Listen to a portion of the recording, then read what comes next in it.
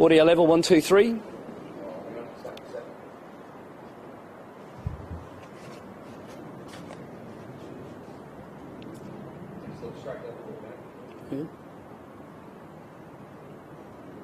All good to go? Yep. David Crisafulli, Tim Mander, testing 1, 2, 3. As we head into Christmas, Queenslanders have never needed a world-class health system more than now. Figures released to the opposition under RTI show just how much the state is failing people in their hour of need and how much pressure our hospital system is under, not because of the frontline staff, but because of nearly 8 years of poor planning. The documents that we will reveal today show just how dire things are. Despite fewer patients presenting to emergency departments, the ambulance ramping and the time spent by those paramedics waiting has never been higher. Despite fewer people, there are longer waits. And it shows the pressure the system is under, and it shows the state government hasn't listened to the solutions put on the table. It shows that at 21 of the 26 large hospitals in the state, things have deteriorated despite less people needing help at the emergency departments. Surely this rings alarm bells for the state government. Surely they can realise that the systems they have put in place aren't working. So we'll continue to put forward our solutions: better triaging, better resources, sharing data in real time, but above all putting doctors and nurses back in charge. And it is those doctors and nurses who are coming to us in droves, asking us to take the fight up for them. Why is it that we have to put in a right to information to get this data when the Health Minister has it at her fingertips weekly? The Health Minister is given this information every week, and yet we have to put an RTI on behalf of Queenslanders to get it months down the track. That's why the system isn't being fixed, because the state government is more interested in its political survival than patient survival. And we're going to continue to fight for this because it matters to Queenslanders. In a moment, I'm going to ask Tim to talk about some of the blowouts in time and costs in the delivery of health facilities, which shows the government's inability to plan, deliver and evaluate. But I want to finish with this one point. Imagine being a paramedic stuck at the end of one of those ramps when you know that at the end of a phone is a Queenslander stuck in their hour of need and you can't help them. That's the situation we are dealing with in Queensland at the moment, and it's because the government hasn't listened to the solutions on the table. Good morning, Tim. Thanks, David. Well, one of the reasons that there's so much pressure on our health system is that this government is failing to deliver the health facilities that they've promised. They've promised hospitals, they've promised satellite hospitals, they've promised new ambulance stations. And this latest RTI shows that that promise about the ambulance stations is under some threat with regards to time and cost. It's already blown out, it would seem, from $30 million to $50 million.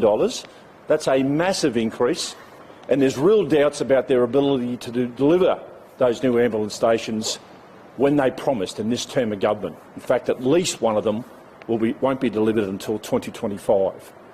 Our hard-working health professionals, particularly our AMBOs at the moment, they deserve the best facilities that we have. And of course, Queenslanders deserve the best medical facilities as well. How can Queenslanders have any trust in the government to deliver 3 hospitals when it can't deliver 6 new and refurbished ambulance stations? They are incapable of delivering projects on time and on budget. Thanks, Tim. Over to you, Josh. I guess a lot of this comes down to the increase of labour costs and material costs for the government side. Every project the government is delivering, whether it's roads or whether it's health, is blowing out in time and in budget. And good governments plan, deliver and evaluate. And what we consistently say is, if the government had attention to detail, if it listened to the solutions put in place, if it had a proper delivery mechanism to build things, those cost escalations could be managed. The pressure that we are seeing means that we are getting less and paying more, and that doesn't benefit anyone. I might ask Tim to just speak a little further on that.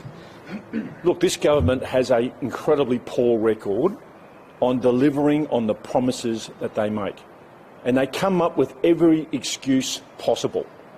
Now, when a promise is made, Queenslanders expect that to be delivered, and they also expect to be on budget. And they will throw every excuse under the sun, but their track record shows that they are incapable of delivering on time and on budget. There are simply no excuses. Can you run through the list of those stations that you found out? It's in the RTI, Josh. We'll flick you that, mate. I can't rattle it off, Josh. We know they're at Morayfield, we know they're at Petrie, they know at Townsville, Caloundra. There'll be one at Rocky as well, and all the different projects are blown out by different levels, and their time has blown out as well. Do you think the government should promise as much if it can't deliver as much? Well, Queenslanders want a government that they can trust. And the only way that you can earn that trust is by delivering what you promise. So over-promising and under-delivering does not bring confidence to Queenslanders. I guess this also does include the rebuilds for the station at Griffin that'll have to go because of the highway expansion. That is simply another one or another issue that has been considered, or another blowout. I mean, it's blowout after blowout after blowout when it comes to the government spending money and also delivering on time.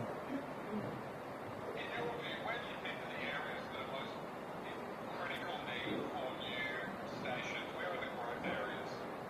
Well, the growth areas are those areas that have already been mentioned. In the outer suburbs of Brisbane, in the northern suburbs of Petrie and Morayfield, and also in some of our regional centres as well, as Townsville and Rockhampton. So those stations that have been promised are in those areas where there is the greatest need. And it's not just for the people that need those services, it's also for the AMBOs themselves, who are under incredible pressure. They deserve the best possible facilities so they can provide the best possible services for sick Queenslanders. The government keeps saying that it never could have foreseen 40,000 people moving to Queensland every year. Should they have foreseen that? Well, on one hand, the Premier comes out and proudly boasts how many people are coming to Queensland, and then on the other hand, can't provide the facilities for that population growth. So it's important to realise that people do want to come to Queensland, and we can't blame them for that. But we've got to make sure that we keep up with the infrastructure that's necessary, whether it's roads, whether it's medical services, whether it's schools. And this government is playing catch-up, and they're doing it very, very badly. Josh, I might add something to that. Growth provides an opportunity for jobs for our kids. But if the government can't plan, deliver and evaluate properly, that puts pressure on the people who are already here. And that's not the fault of those Queenslanders, it's the fault of the government who can't do what they say they're going to do. So we know that people are moving to Queensland. We've known that for a generation. What we need to do is build the infrastructure ahead of the game to allow those people to come in, but to also protect the lifestyle of the people who live here already. And that balance isn't being found at the moment. Just on another, the Wage Union says it wants to buy the block of land at Weir where the attack happens to prevent it from getting into the wrong hands used for a training facility. What do you think of that? Josh, I've seen the report. I haven't had the chance to speak to Ian Levers about it, and I will take that opportunity in the next 24 hours to do it. But I'll just make this point. It is a very emotional time, and those emotions are still very raw. And anything that the union can do on behalf of those members to help heal those wounds is something that we would give full support to. And you'll have representation tomorrow. I'll be there, Josh, as will Dale Last, our Shadow Police Minister, and there'll be several other members joining as well. That's it for me. Thank you very much. Thanks, guys. Thanks. Bye-bye. Cheers. Thanks, guys.